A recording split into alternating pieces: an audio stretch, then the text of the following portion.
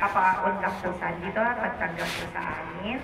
Isa pong kagalakan mula po sa aming puso na maging bahagi po ng pagsamba ninyo sa ating Panginoon. Amen po. Isang Merry Christmas po sa ating lahat na naririto. Amen po. At ayan. So, hindi na po bago sa akin itong pulpito kasi sa umaga po ay narito po kami. Salamat po dahil ang mga anak ng Diyos, tayo po extension po natin ang gawain ng isa't isa. Ano po, tayo po na naniniwala po sa Trinity. Tayo po ay, sabi nga, miyembro ng iisang katawan ng ating Panginoon. Tayo po ay ako po'y nagpupuri at papasalamat sa Panginoon. I would like to take this opportunity para pasalamatan ng Panginoon dahil ang alam ko talaga, ako po ay magiging speaker na ganitong araw. Pero hindi ko po inakala na dito po pala yun matutuloy. Amen. Talagang ang Panginoon po ang talagang nagpapatupad ng lahat ng bagay. Sa nakala natin hindi na matutuloy yung plano, o may plano tayo na akala natin dapat matuloy, merong hindi. Pero pag ang Panginoon ang siyang kumilos, amen, wala po talaga tayong magagawa, kundi ang sumunod po sa Kanya. Ayan. At ngayon po ay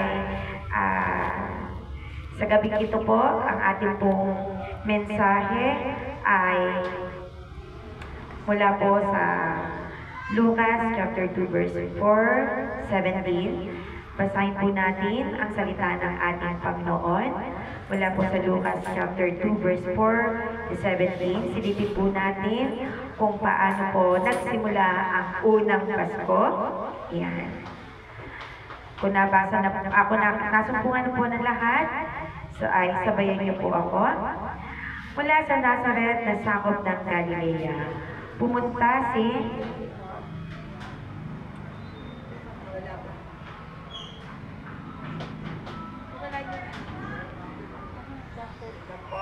wala yung aking. Yan, sige po ulit. Yan, ako lang. Ulitin po natin. Mula sa Nazareth na sakop ng Galilea, pumunta si Jose sa Bethlehem na sakop ng Judea sa bayang sinilangan ni Haring David dahil nagmula siya sa angkan ni David. Kasama niya sa pagpapalista ang magiging asawa niya si Maria na noon ay malapit lang ang anak. At habang naroon sila sa Bethlehem, dumating ang oras ng panganganak ni Maria. Isinilang niya ang panganay niya na isang lalaki. Binalot siya niya ng lampin ang sanggol at inihiga sa sabsaban dahil walang lugar para sa kanila sa mga bahay pagalian.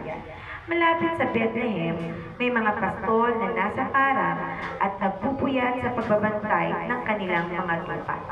Biglang nagpakita sa kanila ang isang anghel ng Panginoon at nagniningning sa paligid nila ang nakakasilaw na liwanag ng Panginoon.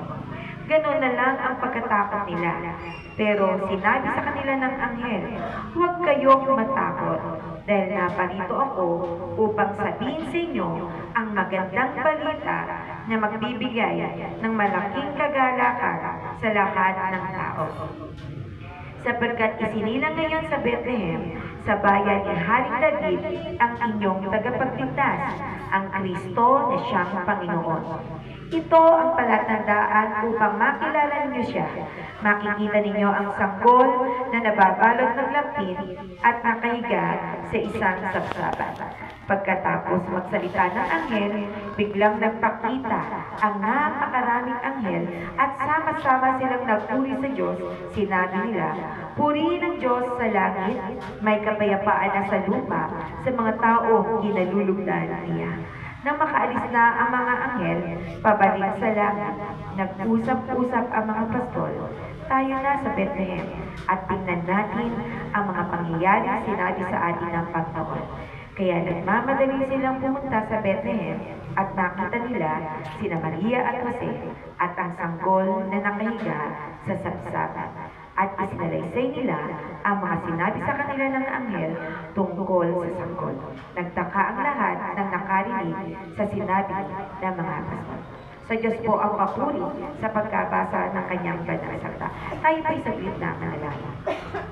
Aming Diyos Ama na mapangyarihan sa lahat, salamat po sa pagkakataong ito na ibinigay niyo po sa inyong abang lingkod upang magdala ng inyong mensahe sa inyong mga anak. Pagpalain niyo po ang bawat salita mo na mamumutawi sa aking bibig, Lord God, at pagpalain niyo po ang bawat punto, O Lord God, na ibabahagi ko rin po sa araw nito, Lord God.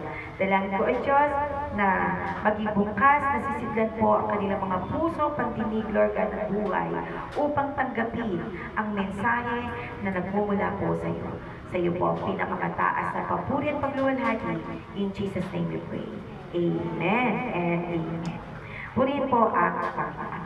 Yan. Siyempre, pagka ganitong Pasko, ang lagi na asahan natin magiging message is about Christmas. Amen po ba mga kapatid? About Kapaskuhan. Ngunit, ang katanungan is, para kanino ang Pasko? At ito po ang pamagat ng mensahe na ibabahagi ko po sa bawat isa sa atin. Para kanino ang Pasko? May pakiramdam ka ba na ang Pasko ay para lang ba sa mga bata? Para lang ba sa may mga pera? Para lang ba sa may mga bagong damit at pambili ng regalo? O para lang ba sa may kakayahan na maganda? O para lang sa may buong pamilya? O para lang sa mga mayroong tahanan? Ang sagot ay hindi.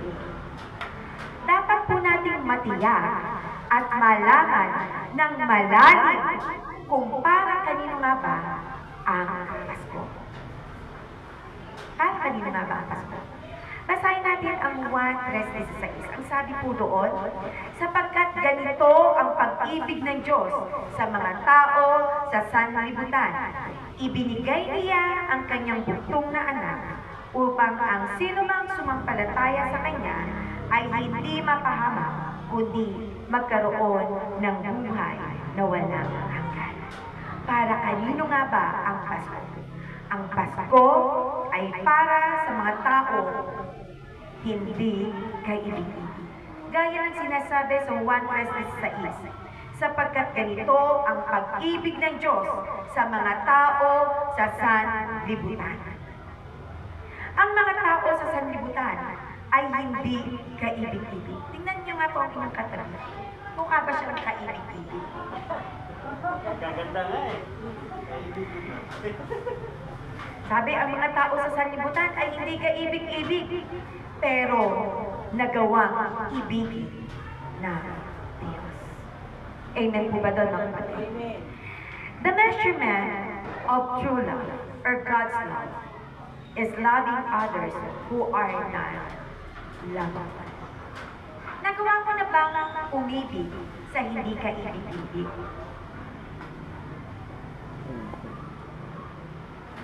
Napapangiti po ang bawat isa.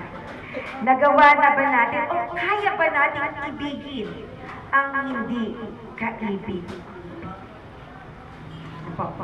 Kapag daw ang kaya lang natin ibigin ay yung kaibig-ibig at katanggap-tanggap, ay hindi pa tayo tunay na umibig. Kasi nagagawa din yan ng mga kriminal, nagagawa rin yan ng masasamang tao. Di po ba? So bilang mga anak ng Diyos, di ba? Kung tayo ay ang kaya na natin ibigin ay yung mga katanggap-tanggap sa paningin natin, sa standard natin, hindi pa tayo totoo umibig. Hindi natin totoo o tunay na nauunawaan kung ano ang kahulugan ng pag-ibig ng Diyos. Kaya wagas po ang pag-ibig ng Diyos sa sanlibutan.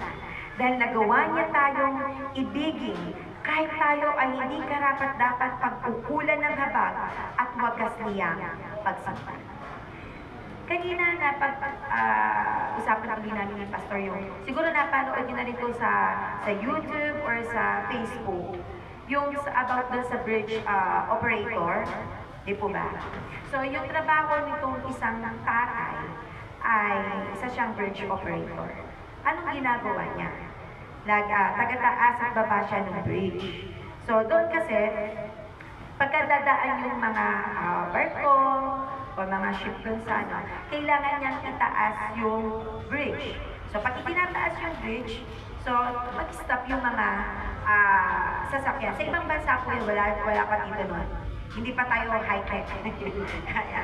So, lagi pong ganun ang kanyang trabaho sa araw at gabi. Ano po? So, one time, sa kanya pong, kumbaga yung kanyang anak, ay kasama rin po niya.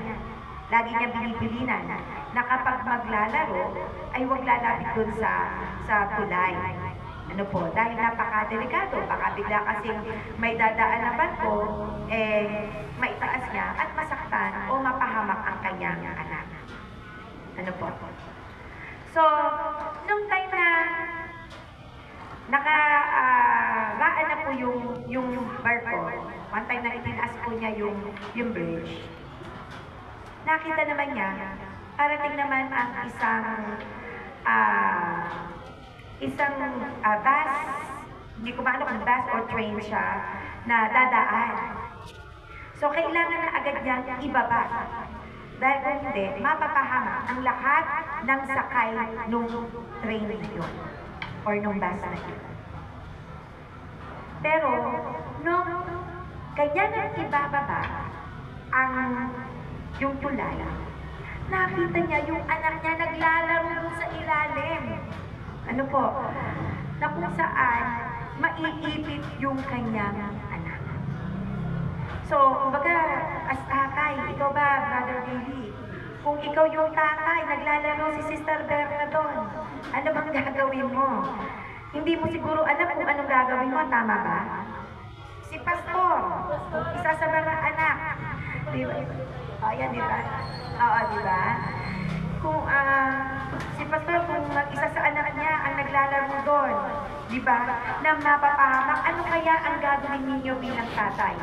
Isasakripisyo nyo ba ang buhay ng inyong anak para lang doon sa mga taong sakay ng tren na yon? At sino ba yung mga sakay na yon? Mga nilang-agit, di ba? Pwedeng mga suwain na anak, no, di po ba? Mga magnanakaw, sinungaling, di po ba? Lahat na ng uri ng kasalanan o kasamaan, sabihin nyo na andun, kasama, nakasakay doon sa train na yon. Di po ba? Pero, sa pagkakataon yun, yung tatay, isinakripisyo niya yung buhay ng kanyang anak para lang maligtas yung mga taong hindi kaibig-ibig na nakasakay doon. Napakahirap, di po ba, na pagdesisyonan. Pero kung tunay ang pag-ibig, sabi nga, siguro kung naiisip ko yon, kung ako ilalagay ko yung sarili ko doon, parang hindi ko kaya. Parang hindi ko kaya na makita yung anak ko na mapapahamak para lang doon sa mga tao rin na walang, parang ibig sabihin na walang kwenta o walang halaga ang buhay. Di po ba? Ganon kadakila ang pag-ibig ng Diyos sa atin. Di po ba? Kung iisa-isahin ang kasalanan natin. Di po ba? Iyon yung dahilan kung bakit ibinigay ng Ama ang kanyang bukong na anak. Para sa mga tao ang hindi kaibig-ibig. Para sa mga kagaya natin na hindi kaibig-ibig. Kaya purihin po ang Diyos sa wagas na pag-ibig niya sa bawat isa. Hindi po mangyayari ang bagay na yun kung wala ang kanyang wagas na para. Napakahirap kasi i-explain kung ano yung wagas na pag-ibig. Ibig sabihin, yung iniibig mo yung isang tao na kahit hindi kaibig-ibig. Amen po. Hindi ka tanggap-tanggap. Ganoon klase ng wagas na pag-ibig mayroon ang ating Ama para po sa atin.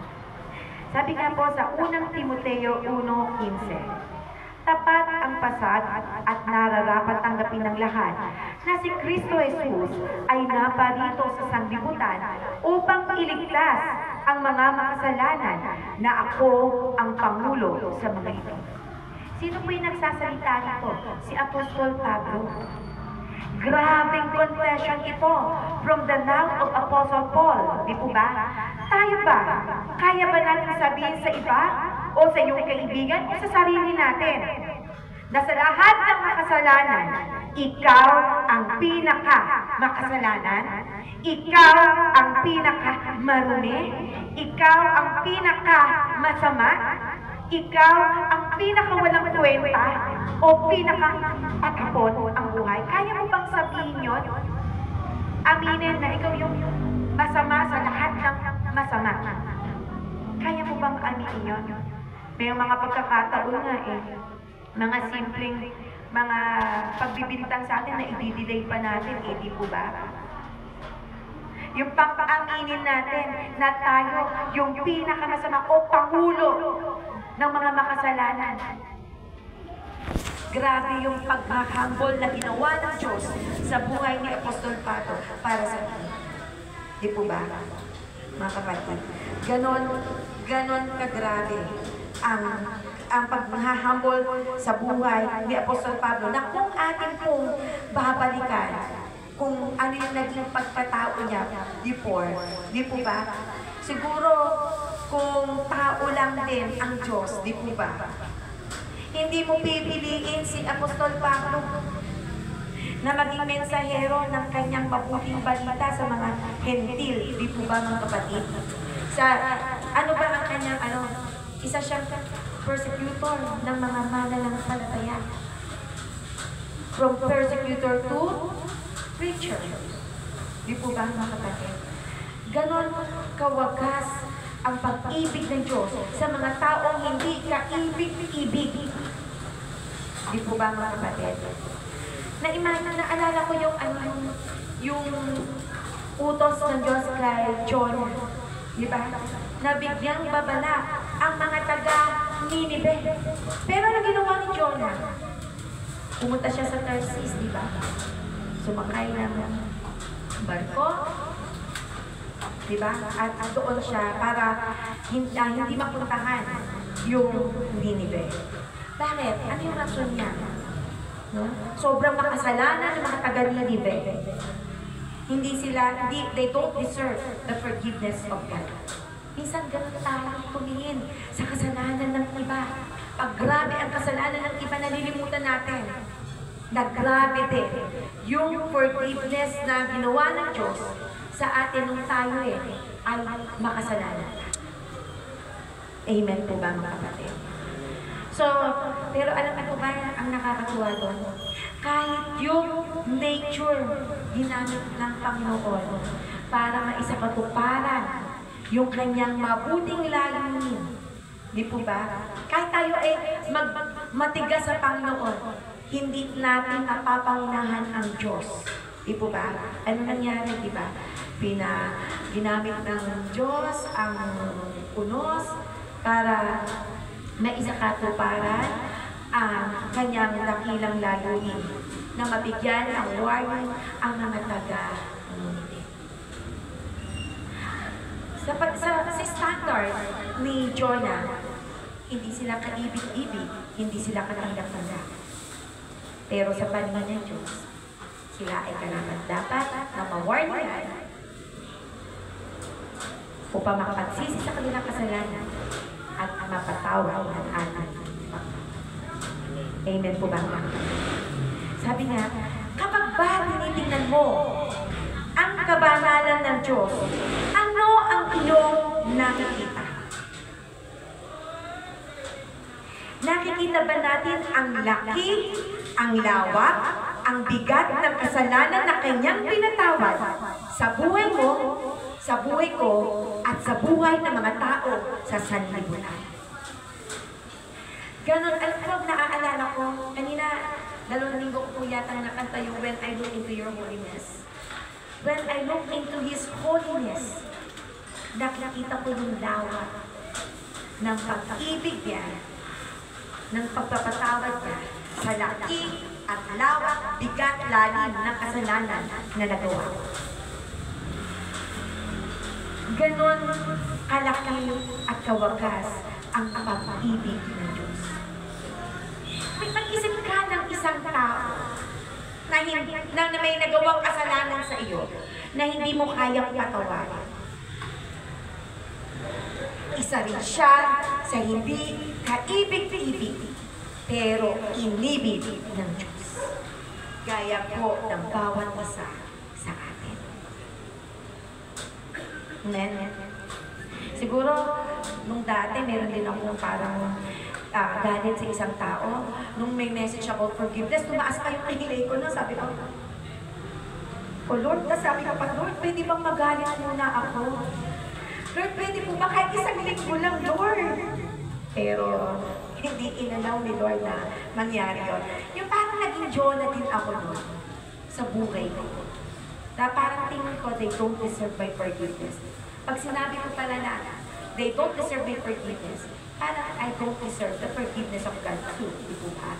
Pero salamat, kahit ganun yung ugali ko dati, binago yun ni Lord. Nasa simbahan na ako, nakataas pa ako ng kilay. Pero hinambol ako ng Panginoon. Sa bagay na ito. Sabi rin po sa Lucas 5:33, hindi ako pumarito upang tawagin ang mga matuwid, kundi ang mga makasalanan sa pagsisisi.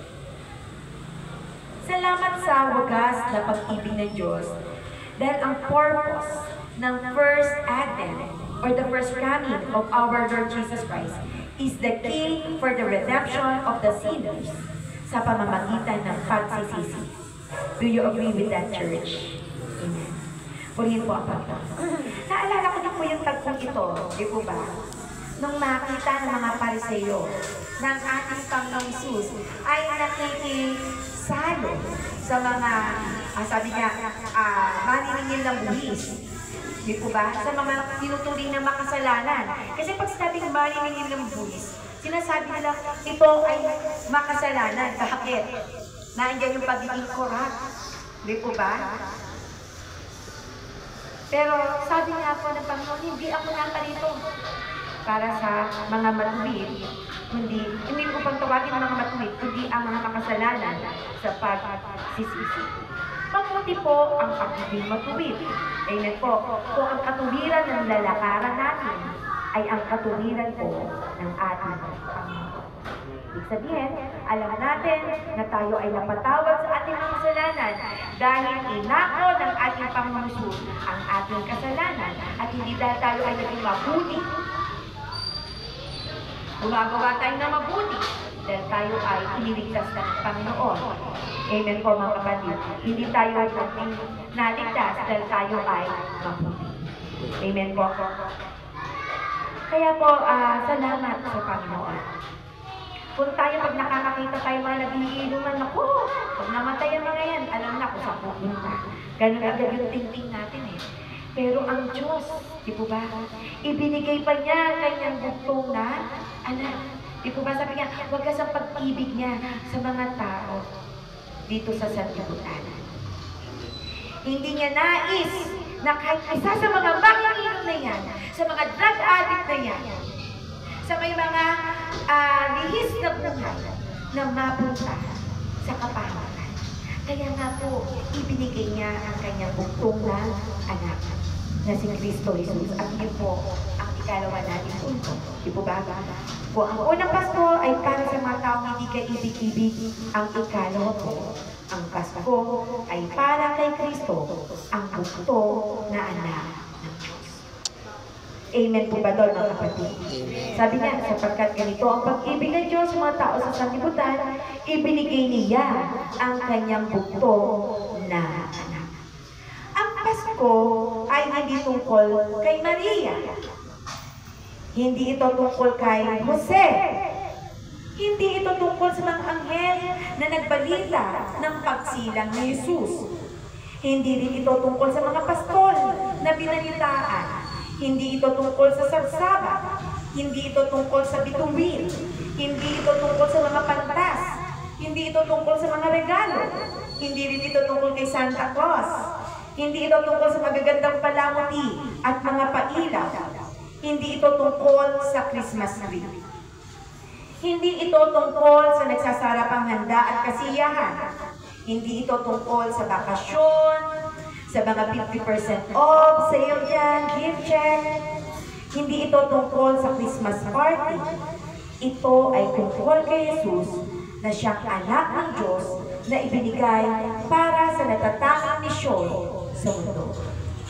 Walang ibinigay ang Diyos na sukat ikaligtas ng taong, sabi nga, mananampalataya, maliban sa kanyang buktong na anak na si Kristo Jesus. Amen po mga kapatid.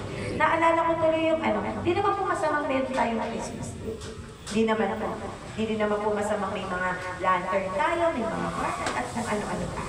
Hindi naman po. Basta nauunawaan natin ang pinakang diwa ng Kapaskuhan at yun ay ang ating Panginoon, Jesus. Amen po ba doon? Naalala ko yung Christmas tree na pinrint lang ng mga estudyante ko. Yung mga nakalagay doon, mga picture nila. Tapos nakalagay doon sa pinakang star ako, kasi ako yung advisor nila eh. Sabi ko, mga anak, hindi ako ang star ng Pasko ha, si Lord Jesus. So naalala ko nung Christmas party sa aming school. Nag-ano muna ako nag-share. Sabi ko, kung si Jesus Christ ba ay hindi isinilang, may Pasko pa. Sabi nila, wala na. So dapat alam natin na hindi ang mga regalo, hindi ang mga damit na bago, sapatos, ang sentro ng pagdiriwang nito. Purihin muna natin ang Panginoon, nag-praise and worship muna kami, at nag-share ako ng gospel sa aking mga anak. Sabi ko, alam niyo ba mga anak, na ang pinaka masayang regalo ng Diyos sa atin ay ang kanyang buktong na anak na si Kristo Jesus. Dahil sa kanyang wagas na pag-ibig sa atin, dahil ayaw ng Diyos na tayo ay mapahamak, ibinigay niya ang kanyang kaisa-isang anak upang ang sino mang sumampalataya sa kanya ay hindi mapahamak, kundi magkaroon ng buhay na walang hanggan. Sabi ko sana mas malakas yung pagpupuri natin sa Panginoon kaysa sa pagsigaw sa mga palaro. Kaya tuloy na nagpalaro ako, parang ang behave ng mga estudyante. Ayan, hindi sila nagsisigawan ng sobra at hindi sila nagbibigon. Sabi ko, sana mahigitan niyo ng pagpupuri niya sa Panginoon yung pagsigaw ng mamaya. Nakakaya naman sa pinakang sentro ng Paskong ito, di ba? Kung tayo ay mas malakas tayong sigawan sa palaro kaysa sa pagpupuri, sa pagdiriwang sa Kanya.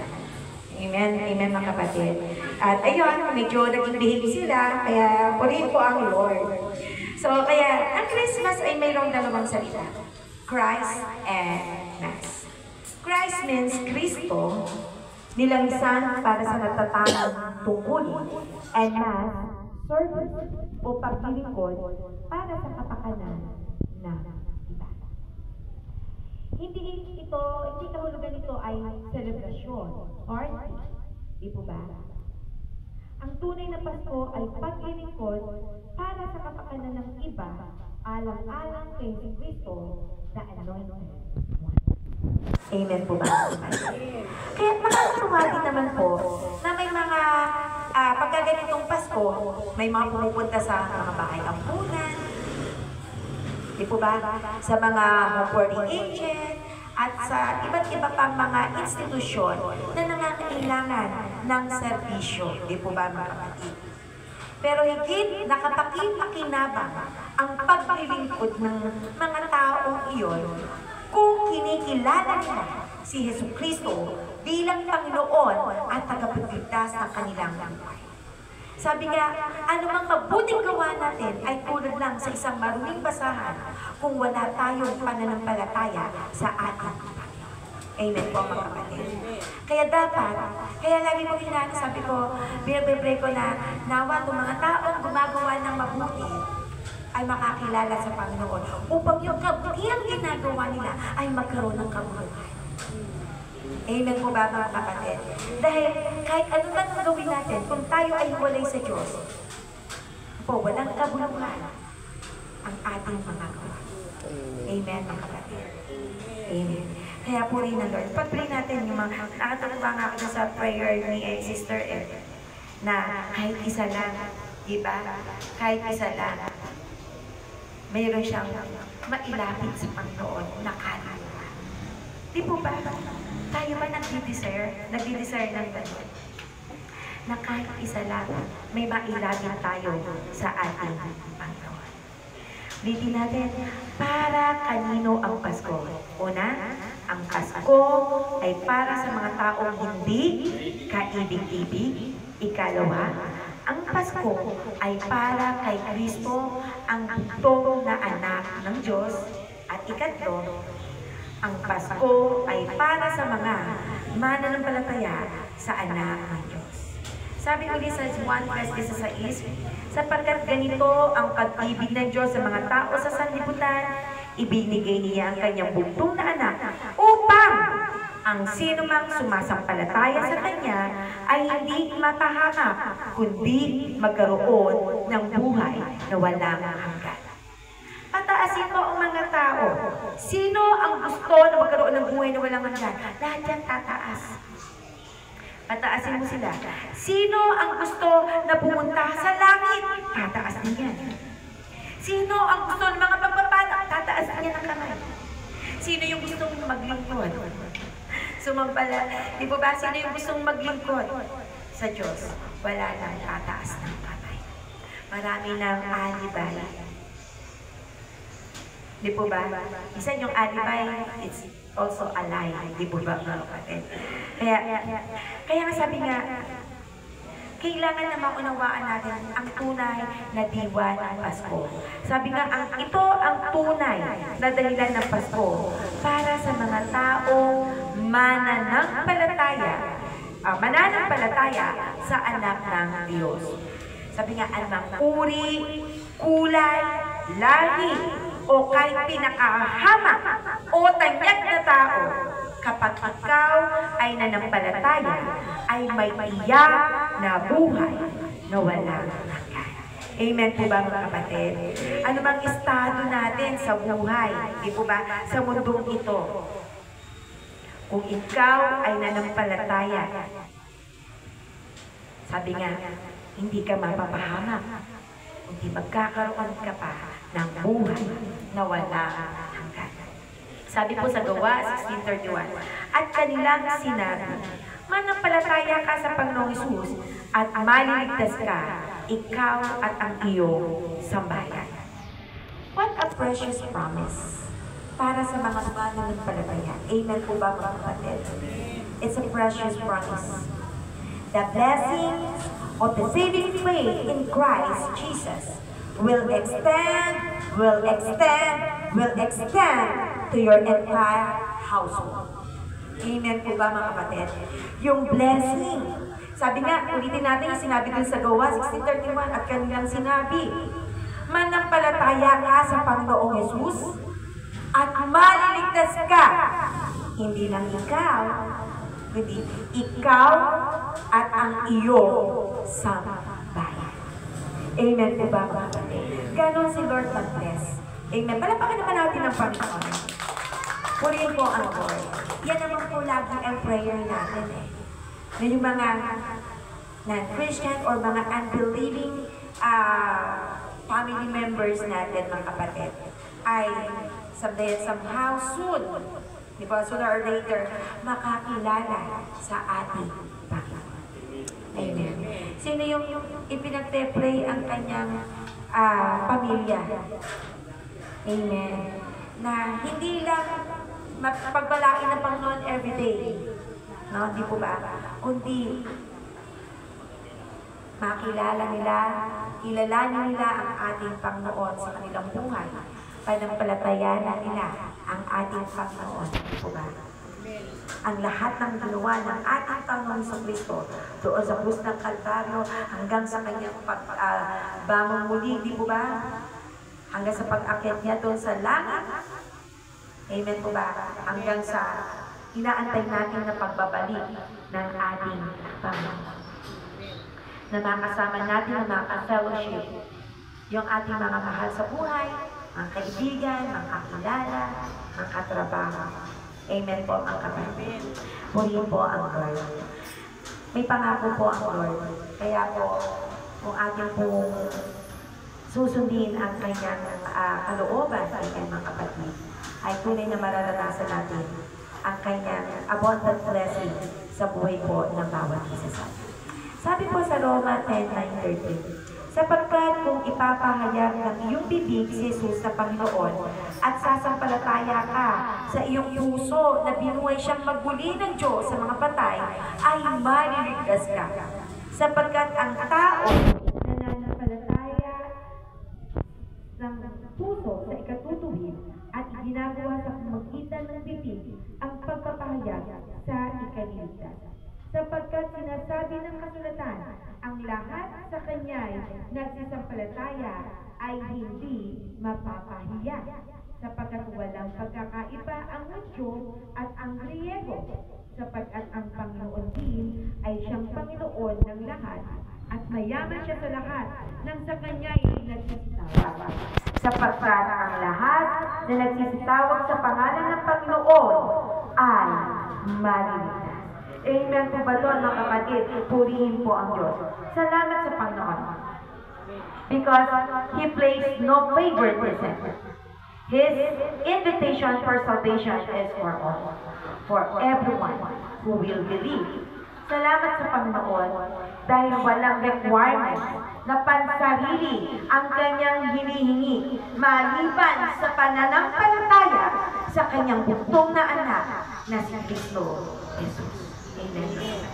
Siguro kung hihingan tayo ng mga requirements para maligtas, kung bibigyan tayo ng listahan, baka hindi tayo makakumpleto. Di po ba?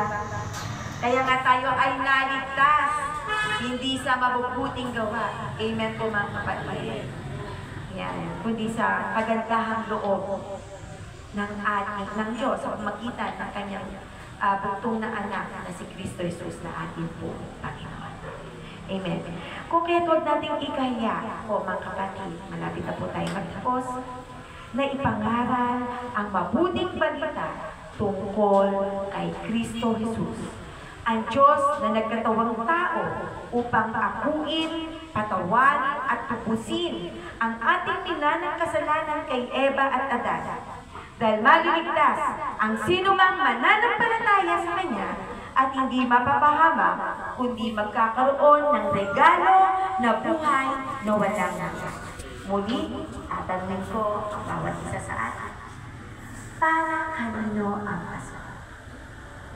Ang Pasko ay para sa mga hindi kaibig-ibig, para kay Jesus lamang, para sa lahat ng mananampalataya sa ating Panginoon. Maligayang Pasko po sa ating lahat, mga kapatid. Pagkati o glory, tayo po'y manalangin. Aming Diyos, Ama ng kapangyarihan sa lahat, salamat po.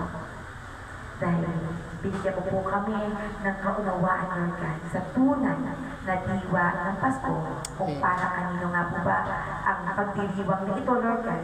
Hindi po ito dapat na season lamang, Lord God, kundi ito ay a lifetime na ipagdiwang ng bawat isa na pinatawad mo ng mga tao na nanampalataya sa iyo, Lord God. Salamat po, Lord God. Salamat po, O Diyos, na sino mang nananampalataya sa iyo ay ma-enjoy ang bawat araw ng buhay na ipinagkakaroon po sa buhay ng bawat isa sa amin. Sa iyo po na ipinagkakatiwala ang lahat, Lord God. Sa iyo po ang pinakamataas ng papuri at pagluwalhati. In Jesus' name we pray. Amen and amen. Palakpakan po natin ang Panginoon. To God be all. Maraming salamat po, Pastor.